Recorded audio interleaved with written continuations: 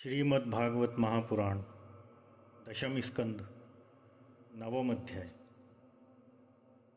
श्री कृष्ण का उखल से बंध जाना। श्री सुखदेव जी कहते हैं, परीक्षित, एक समय की बात है, नंद रानी यशोदा जी ने घर की दासियों को तो दूसरे कामों में लगा दिया और स्वयं दही मथने लगी। मैंने तुमसे अब तक भगवान की जिन जिन बाल लीलाओं का वर्णन किया है, दधि मंथन के समय वे उन सब का स्मरण करती और गाती भी जाती थी। वे अपने स्थूल कटिभाग में सूत से बांधकर रेशमी लहंगा पहने हुए थी। नेति खींचते रहने से बाएं कुछ थक गई थीं। हाथों के कंगन और कानों के कर्णफूल हिल रहे थे। मुंह पर पसीने की बूंदें झलक रही थी। चोटी में गुथे हुए मालती के सुंदर पुष्प गिरते जा रहे थे। सुंदर बोहों वाली यशोदा इस प्रकार दही मथ रही थी। उसी समय भगवान श्री कृष्ण स्तन पीने के लिए दही मथती हुई अपनी माता के पास आए। उन्होंने अपनी माता के हृदय में प्रेम और आनंद को और भी बढ़ाते हुए दही की माथनी पकड़ ली तथा उन्हें मथने से रोक दिया। श्री कृष्ण माता यशोदा की गोद में चढ़ गए। वात्सल्य स्नेह की अधिकता से उनके स्तनों से दूध तो स्वयं ही झर रहा था। वे उन्हें पिलाने लगी और मंद मंद मुस्कान से युक्त उनका मुख देखने लगी। इतने में ही दूसरी ओर अंगीठी पर रखे हुए दूध में उफान आया। उसे देखकर यशोदा जी उन्हें अतृप्त ही छोड़कर जल्दी से दूध उतारने के लिए चली गई। इससे श्री कृष्ण को कुछ क्रोध आ गया। उनके लाल लाल होठ फड़कने लगे। उन्हें दांतों से दबाकर श्री कृष्ण ने पास ही पड़े हुए लोहे से दही का मटका फोड़ डाला। बनावटी आंसू आंखों में भर लिए और दूसरे घर में जाकर अकेले में बासी माखन खाने लगे। यशोदा जी ओटे हुए दूध को उतारकर फिर मथने के लिए घर में चली गई। वहां देखती हैं तो दही का मटका टुकड़े टुकड़े हो गया है। वे समझ गई कि यह सब मेरे लाल की ही करतूत है। साथ ही उन्हें वहां न देखकर यशोदा माता हंसने लगी। इधर उधर ढूंढने पर पता चला कि श्री कृष्ण एक उल्टे हुए उखल पर खड़े हैं और छीके पर माखन ले लेकर बंदरों पर खूब लुटा रहे हैं। उन्हें यह भी डर है कि कहीं मेरी चोरी खुल न जाए, इसलिए चौकन्ने होकर चारों ओर ताकते जाते हैं। यह देखकर यशोदा रानी पीछे से धीरे धीरे उनके पास जा पहुंची। जब श्री कृष्ण ने देखा कि मेरी माँ हाथ में छड़ी लिए मेरी ही ओर आ रही है, तब झट से ओखली पर से कूद पड़े और डरे हुए की भांति भागे। परीक्षित, बड़े बड़े योगी तपस्या के द्वारा अपने मन को अत्यंत सूक्ष्म और शुद्ध बनाकर भी जिनमें प्रवेश नहीं करा पाते, पाने की बात तो दूर रही, उन्हीं भगवान के पीछे पीछे उन्हें पकड़ने के लिए यशोदा जी दौड़ी।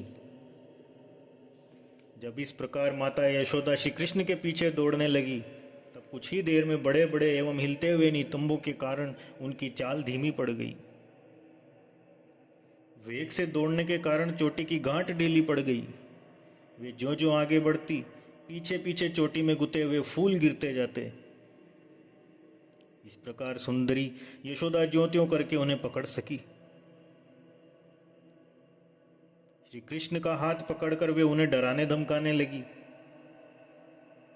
उस समय श्री कृष्ण की झांकी बड़ी विलक्षण हो रही थी।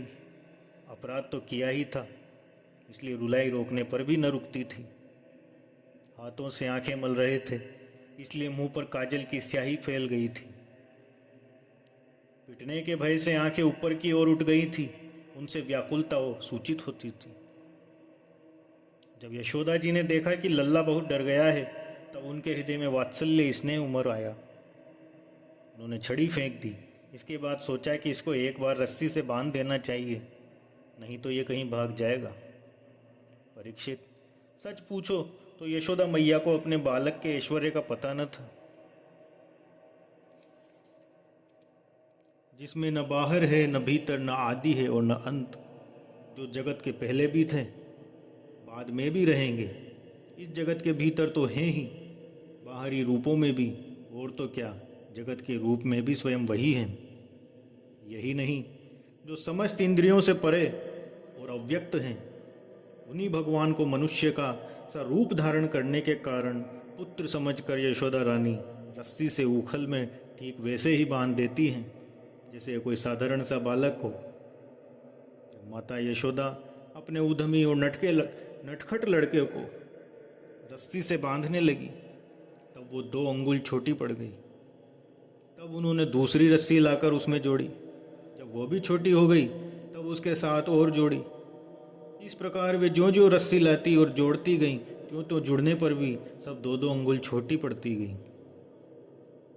यशोदा रानी ने घर की सारी रस्सियां जोड़ डाली, फिर भी वे भगवान श्री कृष्ण को न बांध सकी। उनकी असफलता पर देखने वाली गोपियां मुस्कुराने लगी। वे स्वयं भी मुस्कुराती हुई आश्चर्यचकित हो गईं। भगवान श्री कृष्ण ने देखा कि मेरी माँ का शरीर पसीने से लथपथ हो गया है, चोटी में गुथी हुई मालाएं गिर गई हैं और वे बहुत थक भी गई हैं। तब कृपा करके वे स्वयं ही अपनी माँ के बंधन में बंध गए। परीक्षित, भगवान श्री कृष्ण परम स्वतंत्र हैं। ब्रह्मा, इंद्र आदि के साथ ये संपूर्ण जगत उनके वश में है। फिर भी इस प्रकार बंधकर उन्होंने संसार को यह बात दिखला दी कि मैं अपने प्रेमी भक्तों के वश में हूँ। वालिनी यशोदा ने मुक्तिदाता मुकुंद से जो कुछ निर्वचनीय कृपा प्रसाद प्राप्त किया, वो प्रसाद ब्रह्मा पुत्र होने पर भी, शंकर आत्मा होने पर भी और वक्ष स्थल पर विराजमान लक्ष्मी अर्धांगिनी होने पर भी न पा सके। ये गोपिकानंदन भगवान अनन्य प्रेमी भक्तों के लिए जितने सुलभ हैं, उतने देहाभिमानी कर्म कांडी एवं तपस्वियों को तथा अपने स्वरूप भूत ज्ञानियों के लिए भी नहीं है। इसके बाद नंद रानी यशोदा तो घर के काम धंधों में उलझ गई और उखल में बंधे हुए भगवान श्याम सुंदर ने उन दोनों अर्जुन वृक्षों को मुक्ति देने की सोची जो पहले यक्षराज कुबेर के पुत्र थे। इनके नाम थे नलकूबर और मणिग्रीव। इनके पास धन, सौंदर्य और ऐश्वर्य की पूर्णता थी। इनका घमंड देखकर ही देवर्षि नारद जी इन्हें शाप दे दिया था और ये वृक्ष हो गए थे। इस प्रकार श्रीमद् भागवत महापुराण के 10वें स्कंद का 9वां अध्याय पूर्ण हुआ। 10वें अध्याय की कथा का श्रवण भी हम आज ही करेंगे। अथ 10वां अध्याय, यमलार्जुन का उद्धार। राजा परीक्षित ने पूछा, भगवान आप कृपया यह बतलाइए कि नलकूबर और मणिग्रीव को शाप क्यों मिला? उन्होंने ऐसा कौन सा निंदित कर्म किया था जिसके कारण परम शांत देवर्षि नारद जी को भी क्रोध आ गया? श्री सुखदेव जी ने कहा, परीक्षित, नलकूबर और मणिग्रीव ये दोनों एक तो धनाध्यक्ष कुबेर के लाडले लड़के थे और दूसरे इनकी गिनती हो गई रुद्र भगवान के अनुचरों में। इससे उनका घमंड बढ़ गया। एक दिन वे दोनों मंदाकिनी के तट पर कैलाश के रमणीय उपवन में वारुणी मदिरा पीकर मंदोन्मत्त हो गए थे। नशे के कारण उनकी आंखें घूम रही थी। बहुत सी स्त्रियां उनके साथ गा बजा रही थी और वे पुष्पों से लदे हुए वन में उनके साथ विहार कर रहे थे। उस समय गंगा जी में 5 के 5 कमल खिले हुए थे। वे स्त्रियों के साथ जल के भीतर घुस गए और जैसे हाथियों का जोड़ा हाथिनियों के साथ जल क्रीड़ा कर रहा हो, वैसे ही वे उन युवतियों के साथ तरह तरह की क्रीड़ा करने लगे। परीक्षित, संयोगवश उधर से परम समर्थ देवर्षि नारद जी आ निकले। उन्होंने उन यक्ष युवकों को देखा और समझ लिया कि ये इस समय मतवाले हो रहे हैं। देवर्षि नारद को देखकर वस्त्रहीन अप्सराएं लजा गईं। शाप के डर से उन्होंने तो अपने बड़े बड़े कपड़े झटपट पहन लिए, परंतु इन यक्षों ने कपड़े नहीं पहने। जब देवर्षि नारद जी ने देखा कि ये देवताओं के पुत्र होकर श्री मत से अंधे और मदिरा पान करके उन्मत्त हो रहे हैं, तब उन्होंने उन पर अनुग्रह करने के लिए शाप देते हुए ये कहा, जो लोग अपने प्रिय विषयों का सेवन करते हैं, उनकी बुद्धि को सबसे बढ़कर नष्ट करने वाला है श्रीमत धन संपत्ति का नशा। हिंसा आदि रजोगुणी कर्म और कुलीनता आदि का अभिमान भी उससे बढ़कर बुद्धि भ्रंशक नहीं है। क्योंकि श्रीमत के साथ साथ तो स्त्री, जुआ और मदिरा भी रहती है। ऐश्वर्य, मद और श्रीमत से अंधे होकर अपनी इंद्रियों के वश में रहने वाले क्रूर पुरुष अपने नाशवान शरीर को तो अजर अमर मान बैठते हैं और अपने ही जैसे शरीर वाले पशुओं की हत्या करते हैं। जिस शरीर को भूदेव, नरदेव, देव आदि नामों से पुकारते हैं, उसकी अंत में क्या गति होगी? उसमें कीड़े पड़ जाएंगे, पक्षी खाकर उसे विष्टा बना देंगे, या वह जलकर राख का ढेर बन जाएगा। उसी शरीर के लिए प्राणियों से द्रोह करने में मनुष्य अपना कौन सा स्वार्थ समझता है? ऐसा करने से तो उसे नरक की ही प्राप्ति होगी। बतलाओ तो सही, ये शरीर किसकी संपत्ति है? अन्न देकर पालने वाले की है या गर्भाधान कराने वाले पिता की? या शरीर उसे 9 महीने पेट में रखने वाली माता का है अथवा माता को भी पैदा करने वाले नाना का? जो बलवान पुरुष बलपूर्वक इससे काम करा लेता है उसका है अथवा दाम देकर खरीद लेने वाले का? चिता की जिस धधकती आग में ये जल जाएगा उसका है अथवा जो कुत्ते सियार इसको चीत चीत कर खाने की आशा लगाए बैठे हैं उनका? यह शरीर एक साधारण सी वस्तु है, प्रकृति से पैदा होता है और उसी में समा जाता है। ऐसी स्थिति में मूर्ख पशुओं के सिवा और ऐसा कौन बुद्धिमान है जो इसको अपना आत्मा मानकर दूसरों को कष्ट पहुंचाएगा, उनके प्राण लेगा? जो दुष्ट श्रीमत से अंधे हो रहे हैं, उनकी आंखों में ज्योति डालने के लिए दरिद्रता ही सबसे बड़ा अंजन है, क्योंकि दरिद्र यह दे सकता है कि दूसरे प्राणी भी मेरे ही जैसे हैं। जिसके शरीर में एक बार कांटा गड़ जाता है, वो नहीं चाहता कि किसी भी प्राणी को कांटा गड़ने की पीड़ा सहनी पड़े, क्योंकि उस पीड़ा और उसके द्वारा होने वाले विकारों से वो समझता है कि दूसरों को भी वैसी ही पीड़ा होगी। परंतु जिसे कभी कांटा गड़ा ही नहीं, वो उसकी पीड़ा का अनुमान नहीं कर सकता। दरिद्र में घमंड और हेकड़ी नहीं चलती है, वह सब तरह के मदों से बचा रहता है।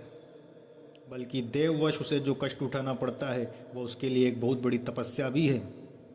जिसे प्रतिदिन भोजन के लिए अन्न जुटाना पड़ता है, भूख से जिसका शरीर दुबला पतला हो गया है, उस दरिद्र की इंद्रियां भी अधिक विषय नहीं भोगना चाहती, सूख जाती हैं और फिर वो अपने भोगों के लिए दूसरे प्राणियों को सताता नहीं है, उनकी हिंसा नहीं करता है। यद्यपि साधु पुरुष समदर्शी होते हैं, फिर भी उनका समागम दरिद्र के लिए ही सुलभ है, क्योंकि उसके भोग तो पहले से ही छूटे हुए हैं। अब संतों के संग से उसकी लालसा तृष्णा भी मिट जाती है और शीघ्र ही उसका अंतःकरण शुद्ध हो जाता है। जिन महात्माओं के चित्त में सबके लिए समता है, जो केवल भगवान के चरणाविंदों का मकरंद रस पीने के लिए सदा उत्सुक रहते हैं, उन्हें दुर्गुणों के खजाने अथवा दुराचारियों की जीविका चलाने वाले और धन के मत से मतवाले दुष्टों की क्या आवश्यकता है? वे तो उनकी उपेक्षा ही पात्र हैं। ये दोनों यक्ष वारुणी मदिरा का पालन करके मतवाले और श्रीमत से अंधे हो रहे हैं। अपनी इंद्रियों के अधीन रहने वाले इन स्त्री लंपट यक्षों का अज्ञान जनित मद में चूर चूर कर दूंगा। देखो तो सही, कितना अनर्थ है कि ये लोकपाल कुबेर के पुत्र होने पर भी मदोन्मत होकर अचेत हो रहे हैं।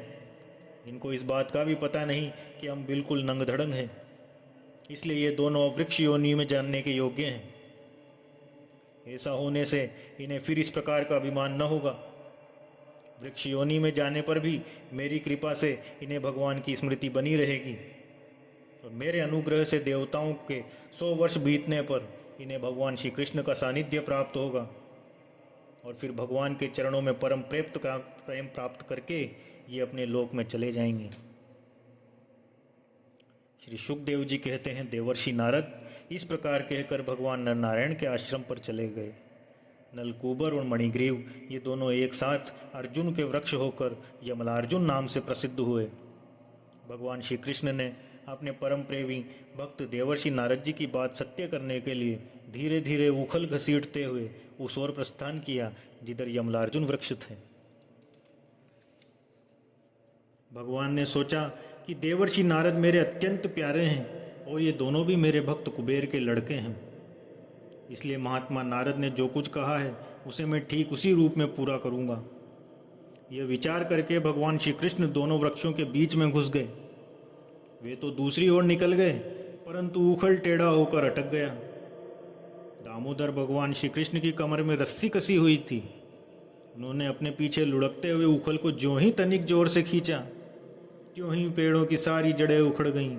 समस्त बल विक्रम के केंद्र भगवान का तनिक सा जोर लगाते ही पेड़ों के तने, शाखाएं, छोटी छोटी डालियां और एक एक पत्ते कांप उठे। वे दोनों बड़े जोर से तड़तड़ाते हुए पृथ्वी पर गिर पड़े। उन दोनों वृक्षों में अग्नि के समान तेजस्वी दो सिद्ध पुरुष निकले।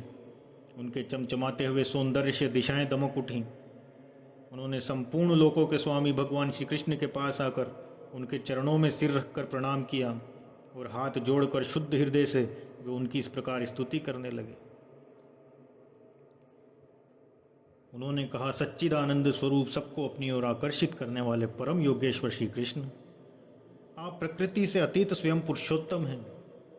वेदज्ञ ब्राह्मण ये बात जानते हैं कि यह व्यक्त और अव्यक्त संपूर्ण जगत आपका ही रूप है। आप ही समस्त प्राणियों के शरीर, प्राण, अंतःकरण और इंद्रियों के स्वामी हैं तथा आप ही सर्वशक्तिमान, काल, सर्वव्यापक एवं अविनाशी ईश्वर हैं। प्रभु, हमारी वाणी आपके मंगलमय गुणों का वर्णन करती रहे, हमारे कान आपकी रसमय कथा में लगे रहें, हमारे हाथ आपकी सेवा में और मन आपके चरण कमलों की स्मृति में रम जाएं। ये संपूर्ण जगत आपका निवास स्थान है। हमारा मस्तक सबके सामने झुका रहे।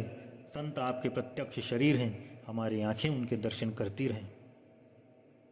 श्री शुकदेव जी कहते हैं, सौंदर्य माधुर्य निधि गोकुलेश्वर श्री कृष्ण ने नलकूबर और मणिग्रीव के इस प्रकार स्तुति करने पर रस्सी से उखल में बंधे बंधे ही हंसते हुए उनसे कहा, तुम लोग श्रीमत से अंधे हो रहे थे।